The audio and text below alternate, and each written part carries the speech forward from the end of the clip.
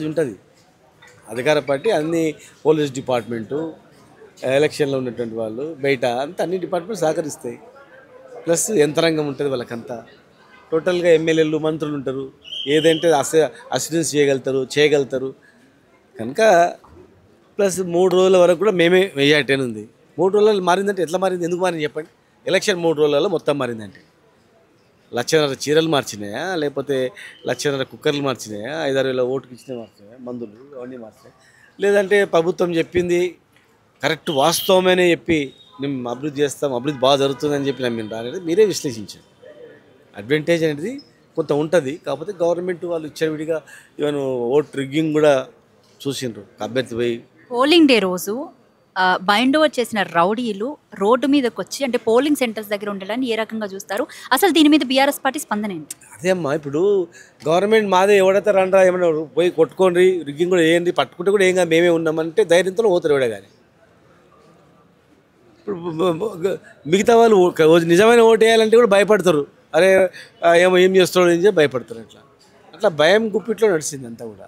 విచ్చలవిడిగా ప్రభుత్వం పూర్తిగా సహకరించి పోలీసు వాళ్ళు అటు డబ్బులు వస్తుంటే ఇక్కడ పోలీసులు ఏమంటలేదు. అసలు ఎలక్షన్ కమిషన్ కూడా అసలు ఏం పట్టించుకోలేదు. ఎన్నిసార్లు ఎన్ని కంప్లైంట్ చేసినా ఒక్కటే బై ఎలక్షన్ నడుస్తుంది.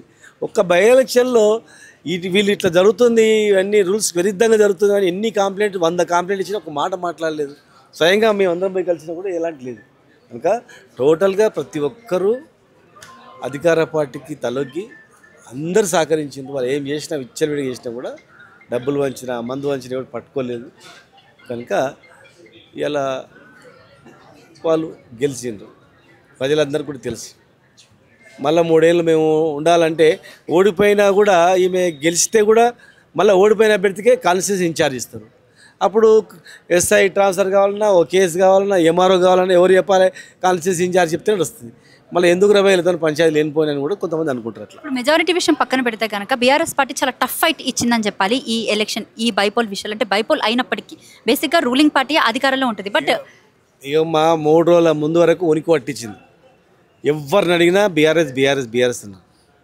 స్వయంగా ముఖ్యమంత్రి 2-3 సార్లు తిరిగి రోజు పొద్దున్న నుంచి సాయంత్రం అదే సమీక్ష చేసి వారే స్వయంగా కాన్స్టిట్యున్సీలో బూత్ వైర్గా ఎట్లా చేయాలి అని పోల్ మేనేజ్మెంట్ అని చెప్పి అందరూ ముఖ్యమంత్రి, మంత్రులు, ఎమ్మెల్యేలు, చైర్మన్లు అందరూ పూర్తిగా కట్టగట్టుకొని దాని మీద పడ్డందుకు అధికార పవర్ అంతా ఉపయోగించేందుకు గెలిచారు. ఇది ప్రజల తీర్పు అనుకోవచ్చా, లేకపోతే దొంగ ఓట్ల గెలుపు అనుకోవచ్చా?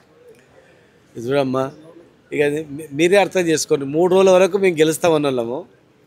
మరి 3 రోజులలో ఏం చేసారని తారుమారైతే చెప్పు. ఏం చేసి మీరే విశ్లేషించారు. 3 రోజుల ముందు వరకు మేము గెలుస్తామన్న వాళ్ళము. 3 రోజుల ఇవాళ రిజల్ట్ వచ్చింది అంటే సర్వేలు తారుమారైనామంటే సర్వేలు కూడా చెప్పింది మళ్ళీ 3 రోజుల తర్వాత కాంగ్రెస్ గెలుస్తుందని చెప్పారు అందరు. అంటే ఈ గెలిపోవటంలో అన్న ఇప్పుడు గోపీనాథ్ వాళ్ళ నుంచి అంటే వాళ్ళ ఇంట్లో జరుగుతున్నాయి కదా గొడవలు, అవి వాటికి దీనికి ఏమన్నా కారణం అంటారా? గొడవలు అంటే ఏం లేదంత. ఏం గొడవ ఉందమ్మా? 3 సార్లు అఫిడవిట్లో ఆమె పేరు రాసింది. చనిపోయినప్పుడు ఆ కొడుకే ఉన్నాడు, ఆ ఇంట్లో చనిపోయింది ఆమెనే. అని ఒక ఆడవాళ్ళ మీద పుట్టిగా లేనిపోయి ఇట్లాంటి ఆ బాధ లేదు. ప్రతి ఫ్యామిలీ ప్రతి ఇంట్లో ఉంటాయి, చెప్పుకుంటారు ఎవడన్నా. ఆ గొడవలకు దీనికి సంబంధం లేదు. సునీతకి ఇప్పుడు ఫస్ట్ టైం ప్రచారం చేస్తుంది కాబట్టి తను ఏం చేస్తుంది అని ఏమన్నా అనుకున్నారా జనాలు కూడా? లేదు, అట్లా కాదు.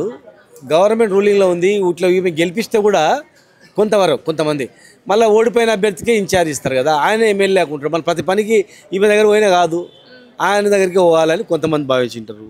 కొంతమంది డబ్బుకు లొంగింటారు, కొంతమంది భయపడి ఉంటారు, కొంతమంది ఓటేస్తే దొంగ ఓటేస్తే కూడా ఏం కాదు అని చెప్పి ధైర్యంగా వచ్చి వేసిపోయింటారు. అట్లా పవర్ని ఉపయోగించింటారు.